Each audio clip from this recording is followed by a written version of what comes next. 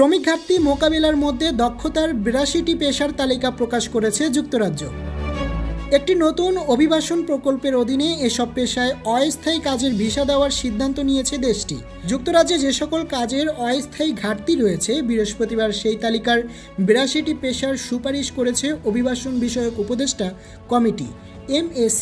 প্রতিবেদনে প্রয়োজনীয় যোগ্যতার ছাড় দিয়ে এসব চাকরিতে বিদেশি কর্মীদের যুক্তরাজ্যে সীমিত প্রবেশাধিকার প্রদান করার সুপারিশ করা হয়েছে। কমিটি বলেছে, MAC যেসব পেশার সুপারিশ করবে সেগুলোতে অভিবাসী শ্রমের প্রয়োজনীয়তা কমানো এবং স্থানীয় কর্মীদের সর্বাধিক ব্যবহারের গৃহীত পরিকল্পনাও উপস্থাপন করতে হবে।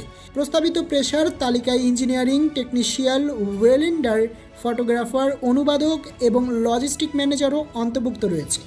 কমিটির সুপারিশ অনুযায়ী যোগ্য অভিবাসী কর্মীদের ৩ থেকে ৫ বছরের ভিসা দেওয়া যেতে পারে, তবে সরকার নীতি পরিবর্তন না করলে তাদের স্থায়ীভাবে বসবাসের অনুমতি না দেওয়ার কথাও বলা হয়েছে। আবেদনকারীদের ইংরেজি ভাষায় ন্যূনতম দক্ষতার প্রয়োজনীয়তা পূরণ করতে হবে এবং নিয়োগ কর্মকর্তাদের স্থানীয় কর্মীদের প্রশিক্ষণ এবং নিয়োগ পরিকল্পনা জমা দিতে হবে। ২০২৬ সালের জুলাই মাসে পর্যালোচনায় দ্বিতীয় ধাপে এই পেশার তালিকা চূড়ান্ত করা হবে। কানাডা এবং অস্ট্রেলিয়ায় একই ধরনের পরিকল্পনা বিদ্যমান রয়েছে। এসব দেশে স্বাস্থ্যসেবা, প্রকৌশল এবং দক্ষ বাণিজ্যে শ্রম ঘাটতি পূরণের জন্য ভিসা প্রকল্প কার্যকর রয়েছে। মোহাম্মদ কাবির, ভিসা ডেস্ক, দৈনিক নিউজ।